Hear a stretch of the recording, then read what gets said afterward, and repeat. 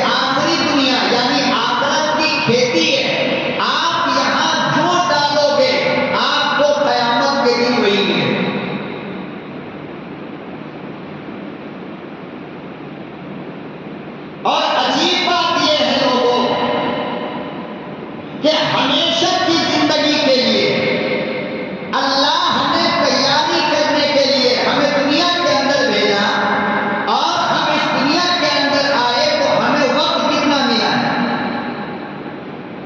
آپ ذرا سوچئے، اربوں نہیں، خربوں نہیں، بلکہ ہمیشہ کہ اس کے بعد کوئی موت نہیں، اس کے بعد قیامت نہیں، بلکہ ہمیشہ کی دنیا جینے کے لیے اور اس کی تیاری کے لیے اللہ نے ہمیں جو عطا فرمایا۔ اگر کوئی بندہ بہت لمبی عمر پالے تو 150 سال،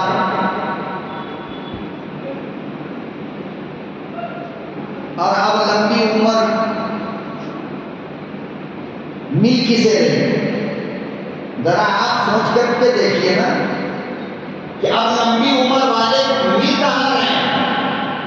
ابھی یہاں پر ساتھ بیٹھے ہیں، صبح معلوم ہوتا ہے کہ دنیا سے چلا گیا، 1 منٹ کے لیے ہارٹ اٹیک ہوا اور آنکھ بند ہو۔ تو چھوٹی سی زندگی، کتنی چھوٹی زندگی اللہ نے ہمیں اور آپ کو عطا فرمایا۔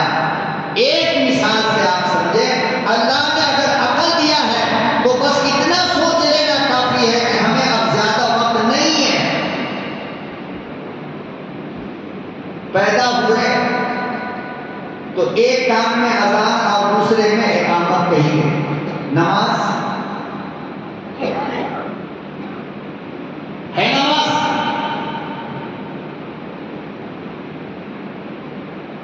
اذان دینے والے نے اذان دیا پیدائش کے وقت،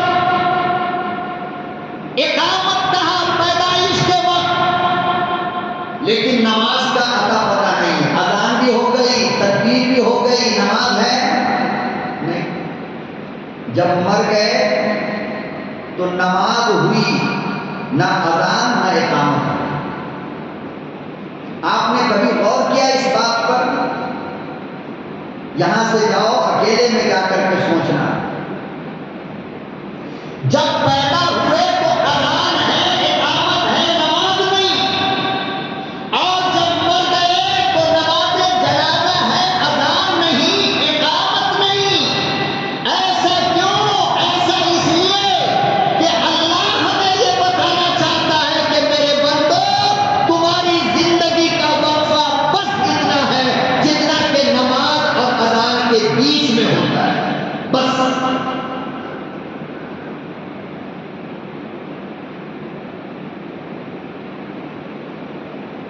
دنیا میں آدم سے لے کر آج تک جتنے انسان آئے اور قیامت تک جتنے انسان آئیں گے، پیدائش کے وقت اذان ہوگی، اقامت ہوگی، نماز نہیں، اور مرنے کے بعد نماز ہوگی، اذان نہیں، اقامت نہیں۔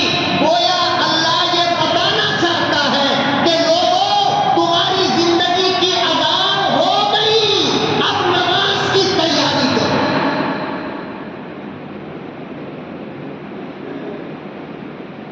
اور اذان کے بعد نماز کی تیاری کیسے ہوتی ہے؟ اذان کے بعد نماز کی تیاری کیسے ہوتی ہے؟ اگر مکمل ایمان دل کے اندر ہے اور دل کے اوپر شیطان کا پہرا نہیں بلکہ رحمان کا ہاتھ ہے، تو اذان کے بعد ایک پکا سچا مکمل مسلمان جو کرتا ہے وہ یہ کہ اپنے کام کو چھوڑا اور مسجد کی طرف چلا۔ مسجد نہیں آ سکتا، بیمار ہے، تو فوراً کہے گا بیٹا اذان ہو گئی، ذرا وضو کے لیے پانی۔ پتہ یہ چلا کہ اذان ہوتی ہے اس لیے کہ نماز کی تیاری کرو۔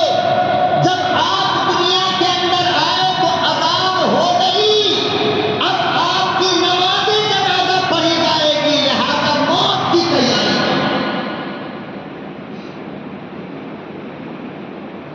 لیکن ہمارے ارمان کتنے؟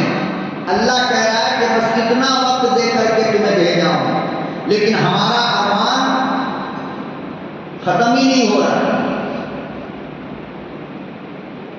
پورا ہو ہی نہیں رہا۔ روڈ پہ سونے والا کرائے کے مکان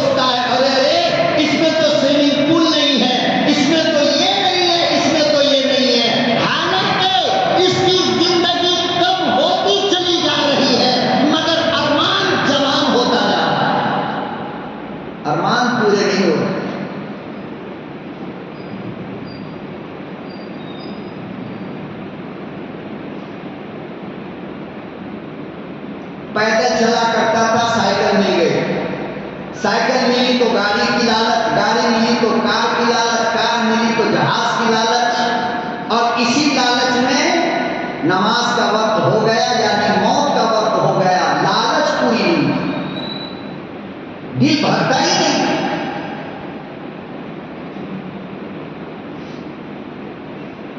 ارے ماں کی مجبوری پہ پڑھنے والا بچہ 10 لوگوں کے محلے کے برتن کو دھو کر اور ان کے گھر میں جھاڑو لگا کر جس ماں نے تیری پرورش کیا، آج تو لاکھوں کروڑ کا مالک بن گیا تو پھر بھی تیرے آرزو پوری نہیں، تجھے اپنی ماں کی مزدوری والی زندگی یاد نہیں آتی کہ ہم تو اتنے غریب تھے کہ میری ماں جھاڑو لگا کر ہمیں پالا کرتی تھی اور نمک روٹی کھلاتی تھی، آج دسترخوان پہ ہزاروں طرح کی چیزیں پڑی ہیں مگر دل نہیں بھر رہا ہے، تو ہوٹل چلیں گے، 5 اسٹار میں جائیں گے، فلانی جگہ، وہاں بھی گیا، نلے تک کھایا، اب پھر گھر آ کر کے یاروں میں مشورہ کر رہا، یار مزہ نہیں آیا، کوئی دوسرا ہوٹل بتا، کوئی اچھی والی ہے، کاش کہ ہوٹل کے دسترخوان پر تیرے ماں کا وہ جھاڑو دینا تجھے یاد آتا جو محلے میں دیا کرتی تھی، تو دل بھر جاتا نمک روٹی۔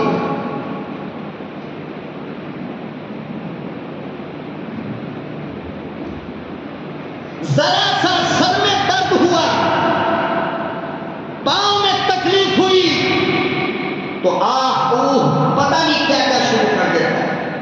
کاش کہ تجھے تیرا وہ بچپن یاد آتا جب تو کھڑا بھی نہیں ہو پاتا تھا تو ہاتھ کے بل پہ چلا کرتا تھا، تو اللہ کے شکر کی توفیق ملتی کہ اللہ اس عمر سے لا کر اپنے پاؤں پہ تو چلایا کب سے، لیکن دل نہیں بھرتا ہے۔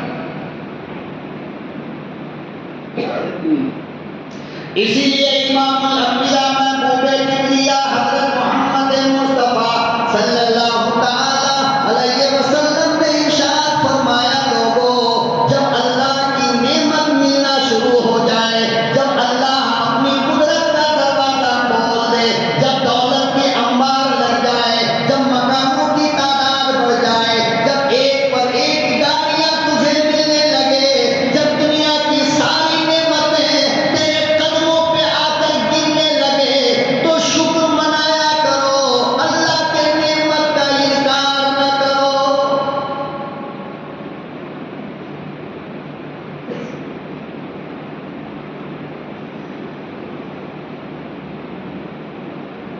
فرمایا اللہ پاک نے صحت عطا فرمائی ہے تو بیمار کو دیکھا کرو، اللہ نے نمک روٹی کھلایا ہے تو بھوکا رہنے والوں کو دیکھا کرو، کرائے کے مکان میں رہنے کی طاقت ہے تو روڈ پر سونے والوں کو دیکھا کرو، اپنے سے اونچے کو دیکھو گے اللہ کی ناشکری ہوگی۔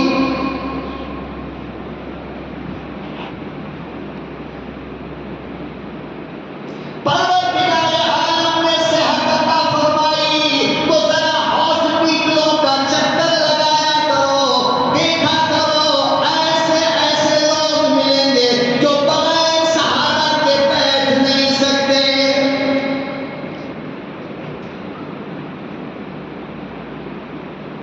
مسجدوں کے دروازے پہ جا کر دیکھا کرو، کسی کا پاؤں کٹا ہے، کسی کا دونوں ہاتھ کٹا ہے، کسی کی گردن ٹیڑھی ہے، کسی کی حالت ایسی، کسی کی حالت ویسی، جب ان کو دیکھو گے پھر اللہ پاک کا شکر ادا کرنے کا موقع ملے گا، میرے پروردگار تیرا کتنا کرم ہے کہ تو نے مجھے چلنے کی طاقت عطا فرمائی۔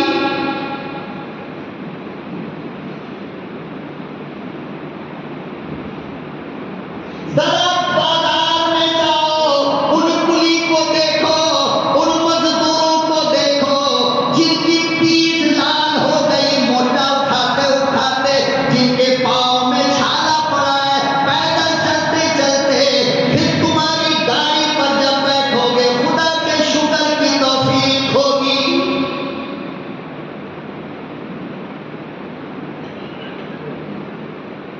جاؤ ذرا ان غریبوں کو کیوں نہیں دیکھتے ہو جو تمہارے کوڑے کچرے سے تمہاری پھینکی ہوئی روٹی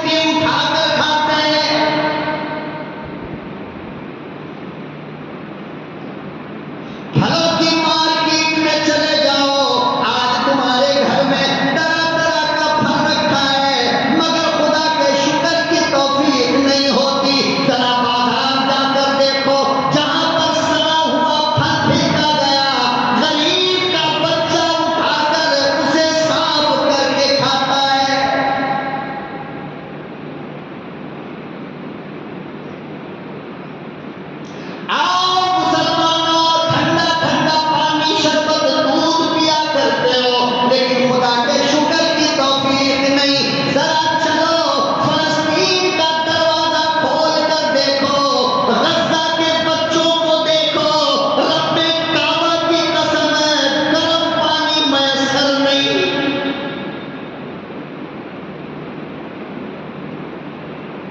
سینکڑوں طرح کا ڈش کھاتے ہو، سینکڑوں طرح کا کھانا کھاتے ہو، بھگار مارتے ہو، خدا کے شکر کی توفیق نہیں. ذرا جا کر کے دیکھو تو صحیح، مہینہ ہو گیا بھوک سے تڑپ تڑپ کر ایمان والے کا بچہ مر رہا ہے.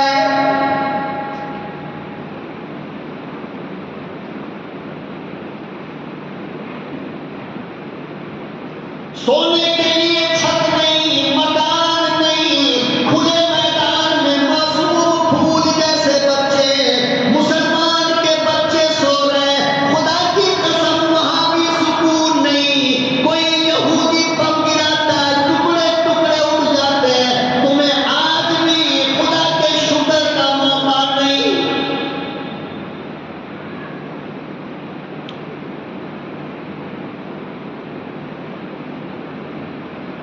باپ کا جنازہ ادھر رکھا ہے تو بیٹا کا جنازہ ادھر رکھا ہے، بیچ میں جوان بیوی بیٹھ کر کے رو رہی ہے، کوئی آنسو پوچھنے والا نہیں.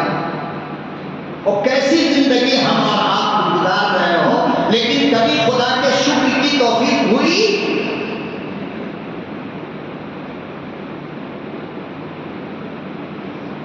پروردگار عالم نے ارشاد فرمایا قل، کالی کملی والے میرے محبوب آپ نہ کہ یتیم، آپ میرے بندوں سے کہو، آپ اپنی امت سے کہو، آپ قرآن ماننے والوں سے کہو، آپ پر ایمان لانے والوں سے کہو، آپ مسلمانوں سے کہو قل.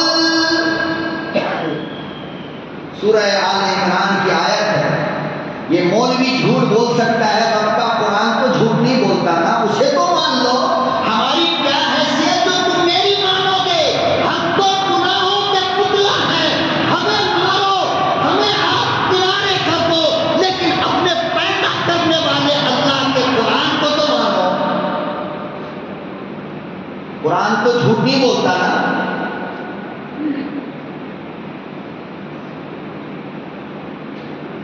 اللہ کا قرآن کہتا قل، امام الانبیاء لوگوں سے کہو متاع الدنیا قلیل.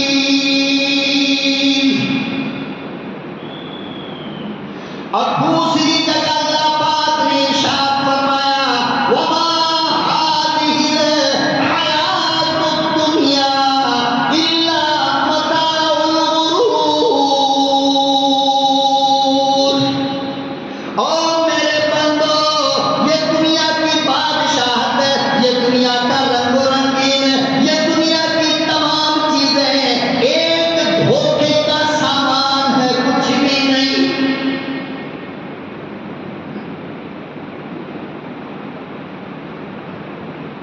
وَإِنَّ الدَّارَ الْآخِرَةَ لَهِيَ الْحَيَوَانُ.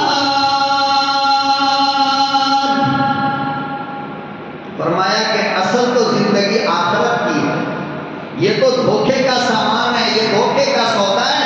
یہاں تمہیں کیا ملے گا؟ یہاں کوئی عورت آئے گی تمہارے ایمان کو اچک لے گی، یہاں کوئی دولت کا خزانہ لے کر آئے گا تمہارے ایمان کو خرید لے گا. یہ تو دھوکے کا سامان ہے. یہاں دھوکہ کھا کر کیوں زندگی جیتے ہو؟ اللہ کے آخرت پر ایمان رکھو، اور اصل زندگی آخرت ہے. میں آپ سے پوچھتا ہوں، دنیا کی کوئی ایک چیز مجھے بتا دو جس پہ موت نہ آتی. ایک چیز. اتنے لوگ بیٹھے ہو نا، ایک آؤ، ایک چیز لے کر آؤ اور بتاؤ کہ اس کو ختم نہیں ہونا ہے، اس پر موت نہیں آتی. ہے کوئی چیز؟ آپ نظر ڈالو، جتنی چیزیں، سورج نکلتا ہے، صبح میں زندگی مل گئی، شام کو ڈوب جاتا ہے. تو کسی چیز کا نکل کر ڈوب جانا یہی تو موت ہے. ماں کے پیٹ سے ایک بچہ نکلتا ہے، موت پہ آ کر کے خاموش ہو جاتا ہے. موت اسی کو تو کہتے ہیں. اور کیا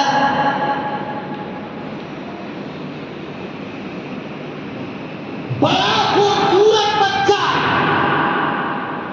تمہارے گھر کے اندر پیدا ہوا اور دنیا کا کوئی باپ یہ نہیں چاہتا کہ میرے بچے کو موت آئے. کوئی باپ چاہے گا؟ بلکہ وہ تو دعا کرتا ہے اللہ میری زندگی بھی میرے بچے کو دے. یہی کہتا ہے. لیکن بتاؤ کیا بچہ بچتا ہے؟ موت نہیں آتی اسے.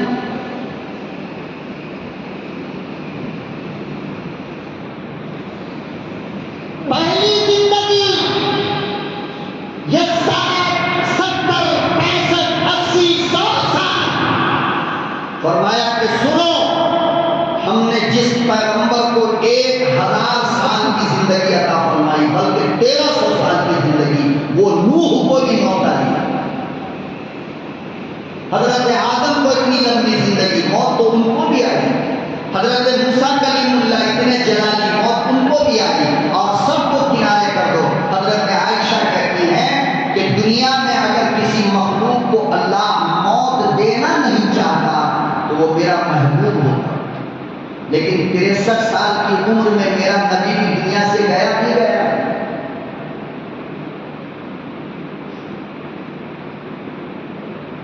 اور عجیب بات ہے جناب رسول اللہ صلی اللہ علیہ وسلم نے فرمایا مسلمانوں یاد رکھو پیغمبر کا فرمان تمہیں اس لیے نہیں سنایا جاتا کہ تم نماز پڑھ کر کے جاؤ اور دنیا کے میلے میں ایسے کھو جاؤ کہ مصطفیٰ کا فرمان بھول جاؤ، بلکہ اس لیے سنایا جاتا ہے کہ اسے یاد رکھو.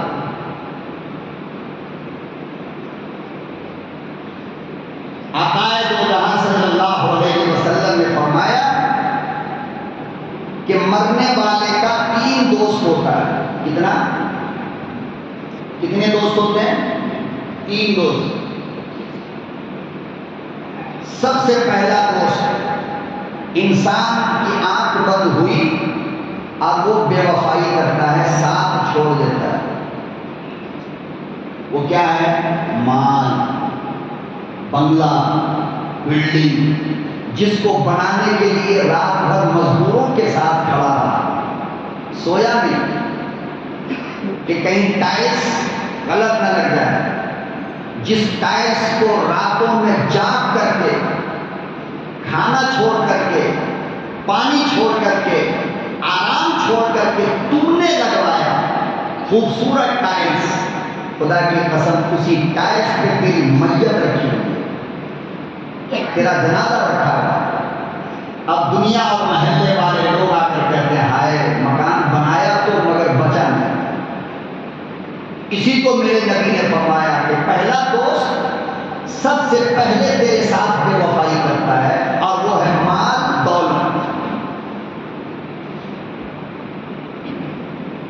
ارے حالت تو یہ ہے میرے بھائی کہ باپ اگر کرتا پہن کر کے ہونا کپڑا اور انتقال ہو جائے تو جس بچے کو پالنے کے لیے ہم نے پسینہ بہایا، جس بچے کو پالنے کے لیے ہم نے نماز چھوڑا، جس بچے کی پرورش کے لیے ہم نے چوری کیا، جس بچے کی پرورش کے لیے ہم نے تجارت میں دھوکہ دیا، جس بچے کی پرورش کے لیے ہم نے بینک سے لون اٹھائے، جس بچے کی پرورش کے لیے ہم نے سود پہ پیسہ لایا، جس بچے کی پرورش کے لیے ہم نیند کی گولی کھا کر سوتے رہے، مرنے کے بعد وہی بچہ ہمارے جیب میں سب سے پہلے ہاتھ ڈالتا ہے کہ ابا کے جیب میں کچھ ہے تو نہیں مال والا.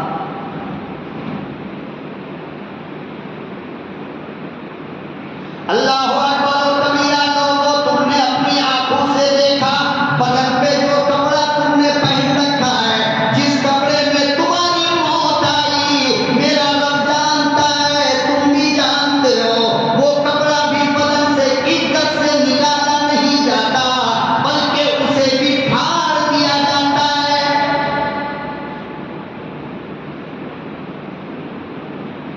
بیوی کہتی ہے کینچی لے کر آؤ، بیٹا کہتا ہے کینچی لے کر آؤ، باپ کہتا ہے کینچی لے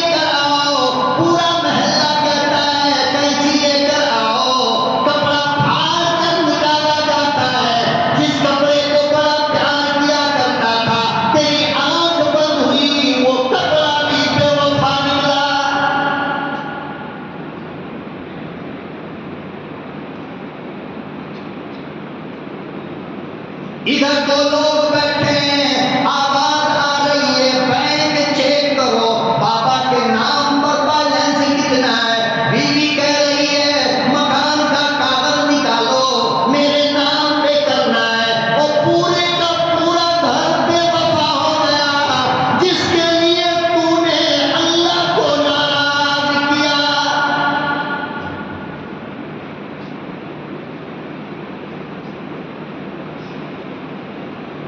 کتنی حسرت بھری نظر سے مکان کو دیکھتا ہے، اندر اندر خوش ہوتا ہے، کتنا خوبصورت بنا، کتنا خوبصورت بنا۔ اور اللہ کے بندے بس کچھ دن کی بات ہے، اسی گھر سے تیرا جنازہ نکلے گا، پھر قیامت تک اس گھر میں لوٹ کر نہیں آؤ گے، کوئی تمہیں بلانے والا بھی نہیں ہوگا، اس گھر میں شادی ہوگی، ساری دنیا کو دعوت جائے گی، تجھے کوئی نہیں۔ اور حالت تو یہ ہے کہ اس موقع پر دنیا تمہیں یاد بھی نہیں کرے گی کہ کس نے پسینہ بہا کر یہ بنگلہ بنایا تھا، کوئی اس دن خوشی میں تجھے تیرے نام پر فاتحہ بھی نہیں پڑے گا، اس طرح بھول جاتے ہیں۔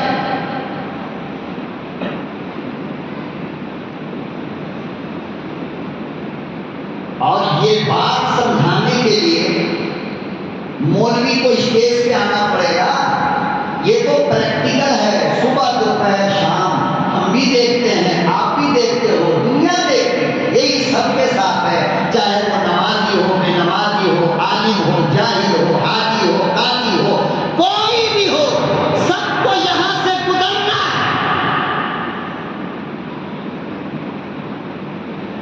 جنت کے جیسا بنگلہ بنایا، جنت کے جیسا مکان بنایا، لیکن کیا یہ سچائی نہیں ہے؟ اور تم انکار کرو گے اس بات کا کہ اس گھر سے تیری میت نہیں کی؟ اور نکالا کس نے؟ کبھی غور کیا؟ نکالا کس نے؟ جن کے لیے تم نے بنایا تھا، آج وہی کہہ رہا ہے ابا کو جلدی لے کر چلو، وہی بیوی کہہ رہی ہے میرے شوہر کو جلدی نکالو۔ آئے کاش کی دنیا میں اس بات کو تم نے سوچ لیا ہوتا کہ ایک دن آئے گا کہ یہی بیٹا، یہی بیٹی، یہی بیوی، یہی بھائی کہے گا اس بنگلہ سے جلدی نکالو، دیر ہو رہا ہے، دیر ہو رہا ہے، دیر ہو رہا ہے۔ میں یہ نہیں کہتا، میں اس بات کا بالکل منکر نہیں ہوں کہ آپ پیسہ مت کماؤ، آپ دولت مت کماؤ، آپ بہترین مکان مت بناؤ، یہ اسے دیکھ کر تو میرا اللہ خوش ہوتا ہے۔ آپ کو اللہ نے دیا ہے ہوائی جہاز کو اڑنے کی طاقت، تو سائیکل چلاؤ گے اللہ ناراض ہوتا ہے۔ اللہ نے تم کو دیا ہے ہر دن مٹن بریانی کھانے کی طاقت، اب اگر سبزی دال کھاؤ گے اللہ غصہ ہوتا ہے۔ اللہ نے تم کو دیا ہے 5 لاکھ میٹر کا کپڑا پہننے کی طاقت، اب تم اگر پھٹا پھٹا کپڑا پہنو گے اللہ ناراض ہوگا۔ اللہ نے تم کو دیا ہے 50,000 کے چپل پہننے کی طاقت، اب تم پلاسٹک کا چپل پہنو گے اللہ ناراض ہوگا۔ کیوں؟ اس لیے کہ میرے آقا جناب رسول اللہ صلی اللہ علیہ وسلم نے فرمایا کہ اللہ جب نعمت دیتا ہے کسی انسان کی، غور سے سننا میری بات، ورنہ باہر جا کر کے فتوا لگا دیتے ہو خواہ مخواہ کا، بغیر سوچے سمجھے مولوی نے یہ کہہ دیا وہ کہہ دیا، پتہ نہیں جو دل میں آیا جو سمجھا آدھا ادھورا جا کر کے باہر بات شروع کرتے۔ نقصان مولوی کا بولنے والے کا کچھ بھی نہیں ہوتا، آخرت آپ کی برباد ہوتی۔ آپ پہلے سمجھا کرو بات۔ میں دولت کا بنگلہ، بلڈنگ، اچھی گاڑی، اچھا لباس، اس کا انکار نہیں کرتا، بلکہ اللہ نے جب نعمتیں عطا فرمائی تو میرے نبی نے فرمایا کہ نعمت ملنے کے بعد اللہ دیکھنا چاہتا ہے کہ میرا بندہ اس کو استعمال کتنا کرتا ہے۔ جب تمہارے جسم کے اوپر اللہ اپنی نعمت کو دیکھتا ہے تو اللہ نعمت اور بڑھا دیتا ہے۔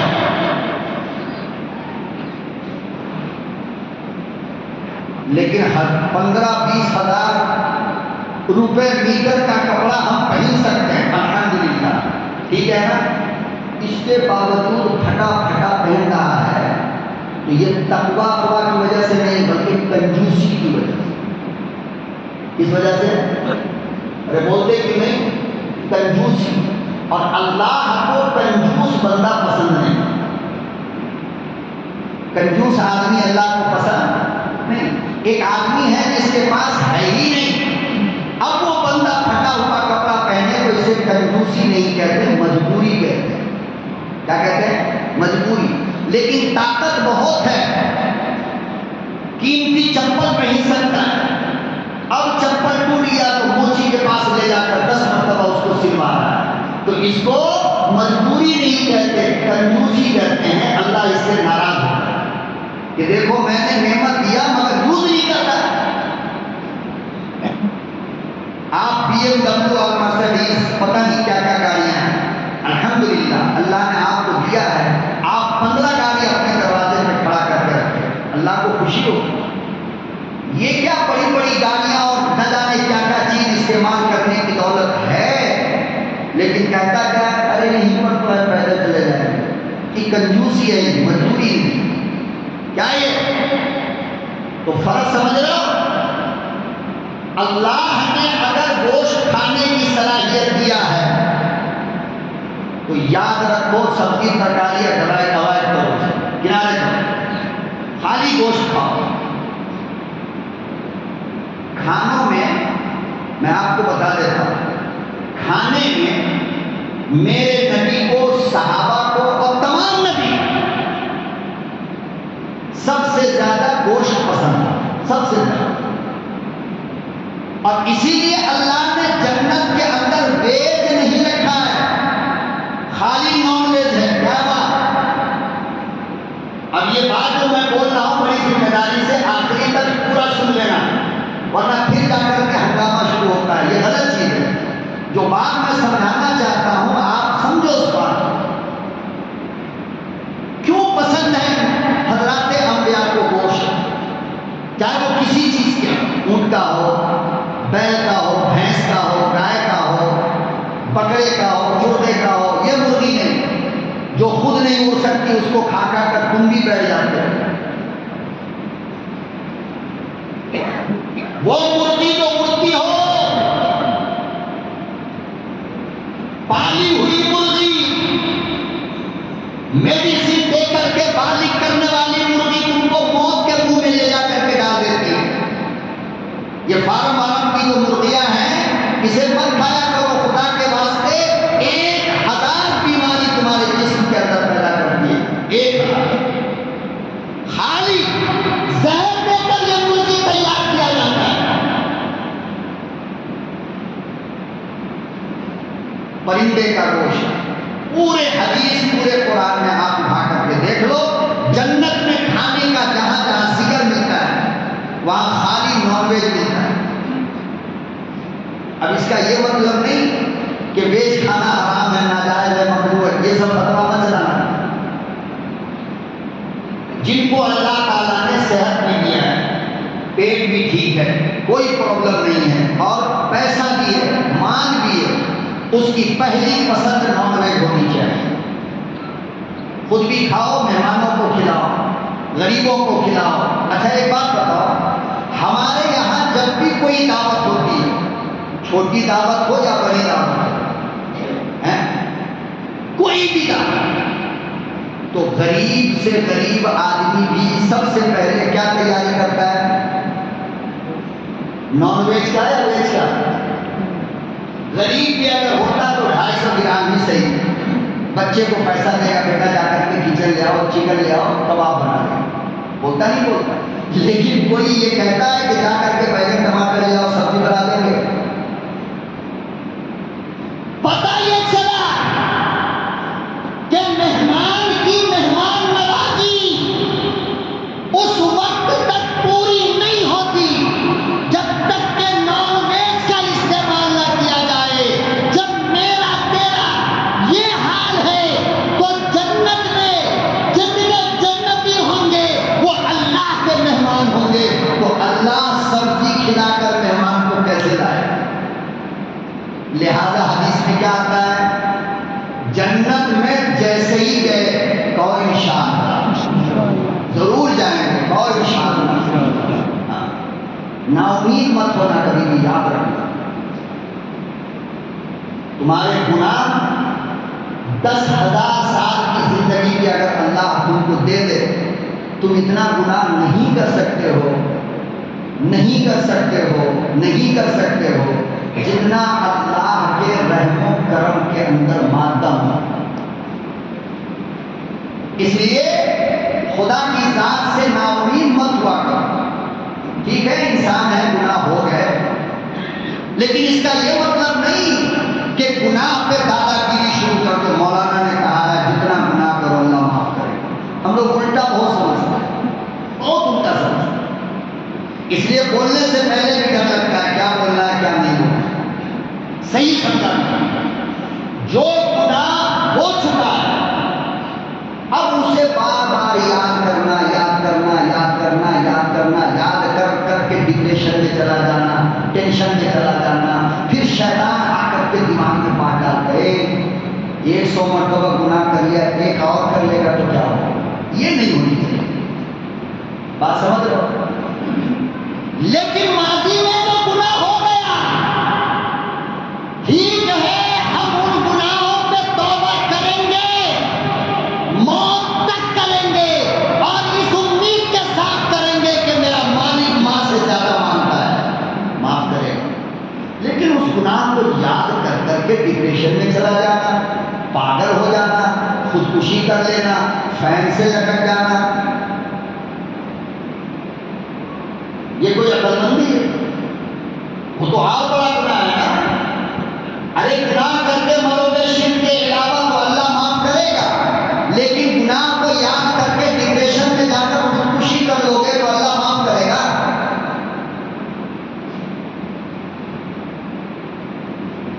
8-10 سال پہلے کی بات ہے، یہی کی بات ہے، بنگلور کی بات کہہ رہا ہوں۔ ایک نوجوان آیا میرے پاس، جب آیا میں دکان میں بیٹھا تھا، پورا بدن کام رہا تھا اس کا، 20-22 سال کا جوان ہے، محنتی جوان، پورا بدن کام رہا ہے۔ میں نے اس سے پوچھا بات کیا ہے، پریشانی کیا ہے، کیا مسئلہ ہے؟ آواز نہیں نکل رہی۔ مولانا مجھ سے بہت بڑا گناہ ہو گیا۔ میں نے کہا تو کیا ہوا؟ میں نے کہا تو کیا ہوا؟ کہا کہ جس دن سے وہ گناہ مجھ سے ہوا ہے مولانا پوری رات نیند نہیں آتی۔ میں نے نیند کیوں نہیں آتی ہے؟ تو کہنے لگا کہ یہ احساس بار بار ہوتا ہے کہ مجھ سے گناہ ہو گیا۔ میں نے کہا پاگل، اسی کو تو ایمان کہتے ہیں۔ اس کو کیا کہتے ہیں؟ بولو کیا کہتے ہیں؟ اسی کو ایمان کہتے ہیں۔ جناب رسول اللہ صلی اللہ علیہ وسلم کی خدمت میں غالباً حضرت حذیفہ تشریف لائے اور کہنے لگے یا رسول اللہ، جب آپ کی مجلس میں بیٹھتا ہوں اور آپ کی تقریر سنتا ہوں تو دنیا بھول جاتا ہوں، دنیا بھول جاتا ہوں، بس جنت سامنے ہوتی ہے، لیکن آپ کی مجلس سے اٹھ کر کے جاتا ہوں تو دنیا پھر دماغ میں آ جاتی ہے۔ یا رسول اللہ میرا ایمان ہے یا نہیں، کہ میں منافق تو نہیں ہو گیا؟ آقا دو جہاں صلی اللہ علیہ وسلم نے فرمایا کہ حاضر ایمان، اسی کو ایمان کہتے ہیں۔ ایمان کسے کہتے ہیں؟ اسی کو۔ ارے کوئی کافر اگر چوری کر لے اس کو ڈر لگے گا؟ زنا کر لے تو اس کو ڈر لگے گا؟ سود کھاتا ہے اس کو ڈر لگتا ہے؟ شراب پی رہا اس کو ڈر لگ رہا ہے؟ نہیں نا؟ کیوں؟ اس لیے کہ ایمان نہیں۔ ایمان ہوتا تو نشہ اترنے کے بعد تھوڑی دیر کے لیے ہی صحیح، لیکن یہ سوچتا ضرور کہ یار تم نے غلط کیا۔ یہی ایمان ہے۔ یہ جو احساس دلا رہا ہے نا آپ کو گناہ کا کہ یار تم نے غلط کیا ہے، غلط کیا ہے۔ تھوڑی دیر کے لیے آپ کسی حسینہ کو دیکھتے ہو، کسی لڑکی کو دیکھتے ہو، اس کا حسن، اس کی خوبصورتی دیکھ کر آپ کے دل کے اندر گندگی پیدا ہوتی ہے۔ جب وہ مل جاتی ہے آپ گناہ کر لیتے ہو، پھر اس کے بعد تو آپ کو احساس ہوتا ہے کہ یار تم نے غلط کیا۔ نبی نے فرمایا یہی ایمان ہے، اگر ایمان نہ ہوتا تو گناہ کا احساس بھی، بولتے کیوں نہیں، گناہ کا احساس بھی نہیں ہوتا۔ گناہ کے بعد گناہ کا احساس ہونا اسی کو ایمان کہتے ہیں۔ اس لیے اللہ کی ذات سے نا امید مت ہونا اور جنت کی دعا مانگنا کبھی بھی بند نہیں کرنا، یہ سوچ کر کہ میں گنہگار ہوں، میں اللہ سے کیا مانگوں۔ نہیں، اللہ اس وقت غصہ ہوتا ہے۔ اللہ کو غصہ کب آتا ہے؟ جب بندہ اللہ سے مانگتا نہیں، لیکن گناہ پر گناہ، گناہ پر گناہ کرتا جا رہا ہے اور اللہ سے مانگتا جا رہا ہے، مانگتا جا رہا ہے، مانگتا جا رہا ہے، تو اللہ کو خوشی ہوتی ہے۔ پھر ایک وقت آتا ہے کہ اللہ اس کو راستے پہ لے آتا ہے۔ ایسے لوگ کروڑوں ہم نے دنیا کے اندر دیکھے ہیں۔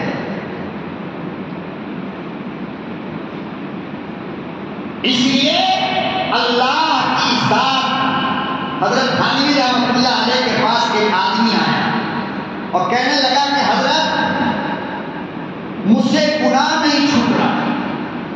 کیا کہا؟ مجھ سے گناہ نہیں چھوٹ رہا ہے۔ حضرت نے فرمایا ٹھیک ہے، گناہ مت چھوڑ۔ اب ہم لوگ ہوتے ہیں بہت بڑے قابل لوگ تو کہتے لو مولوی کا دماغ خراب ہو گیا۔ کیا کہتے ہیں؟ یہی کہتے ہیں نا، مولوی کہہ رہا گناہ مت چھوڑ۔ ہماری اور آپ کی سوچ بس اتنی ہی ہے، لیکن اصلاح کرنے والے کی سوچ بڑی ہوتی ہے۔ سمجھ رہے ہو بات کو؟ ایک ڈاکٹر کے پاس مریض جاتا ہے، کہتا ہے ڈاکٹر صاحب سانس نہیں لیا جا رہا ہے۔ ڈاکٹر پوچھتا ہے آپ سگریٹ پیتے ہو؟ کہا ہاں۔ کتنا پیتے ہو؟ تو یہ گلی والا جھولا چھاپ ڈاکٹر جو ہوگا نا، وہ کیا کہے گا؟ ابھی سگریٹ چھوڑ۔ نہیں کہتا۔ لیکن جو ماہر ڈاکٹر ہوتا ہے، بڑا ڈاکٹر ہوتا ہے، وہ شراب پینے والے کو بھی یہ نہیں کہتا کہ شراب ابھی چھوڑو، بلکہ وہ کہتا ہے کتنا ایم ایل پیتے ہو، کتنا کوارٹر پیتے ہو؟ کہا 1 کوارٹر، چلو 10 دن آدھا کرو، پھر 10 دن کے بعد آنا، پھر اس کے بعد کہتا اس کا آدھا کرو۔ یہ ماہر ڈاکٹر کا کام ہوتا ہے۔ یہ گلی کے جھولا چھاپ ڈاکٹر کہیں گے 4 پیکٹ سگریٹ پیتا کمینہ 2 دن میں مر جائے گا، فوراً چھوڑ۔ اب یہ 4 پیکٹ بیچارہ کو چھوڑوا دیا، سانس کا تو معاملہ تھا ہی، اب پیٹ بھی پھول کر اتنا بڑا ہو گیا، اب پوری رات پیٹ کو لے کر پریشان۔ تو ماہر ڈاکٹر کیا کہتا؟ آہستہ آہستہ۔ حضرت تھانوی روح کے ماہر ڈاکٹر تھے، روحانی ڈاکٹر تھے۔ فرمایا ٹھیک ہے، گناہ نہیں چھوٹتا؟ کہا نہیں۔ کہا گناہ مت چھوڑو، مگر میں تو ایک کام کہہ رہا ہوں ساتھ میں وہ بھی کرتے رہو۔ کہا کیا؟ کہا کہ جب تک گناہ ہو جائے تو 100 مرتبہ استغفار پڑھ لیا کرو گناہ، اور گناہ کے بعد 100 مرتبہ استغفار کر لیا کرو۔ دیکھو حضرت تھانوی نے کہاں سے یہ نتیجہ نکالا ہے؟ اللہ کا قرآن کہتا ہے جاء الحق وزهق الباطل ان الباطل کان زهوقا، کہ باطل کے مقابلے میں جب حق آتا ہے تو حق جیت جاتا ہے، باطل ہار جاتا ہے۔ وہ گناہ باطل تھا، استغفار حق تھا۔ حضرت نے فرمایا گناہ بھی کرتے رہو، ساتھ میں استغفار بھی کرتے رہو، ایک وقت آئے گا کہ گناہ ہار جائے گا، استغفار جیت جائے گا۔ نتیجہ کیا نکلا؟ کچھ دن کے بعد آیا روتے ہوئے کہا حضرت اب گناہ چھوٹ گیا۔ یہ کس کی برکت تھی ہے؟ استغفار کی۔ تو میرے محترم بزرگوں اور دوستو، اللہ کی ذات سے، اس کی صفات سے نا امید نہیں ہونی چاہیے، مگر استغفار کا دروازہ بھی بند مت کیا کرو۔ استغفار ساتھ ساتھ کرنا ہے، اور یہ دنیا جو اللہ نے ہمیں عطا فرمایا، یہ آخرت کی تیاری کے لیے ہم کو عطا فرمایا ہے۔ جتنا زیادہ سے زیادہ ہو سکے آخرت کی تیاری کرو، چلتے پھرتے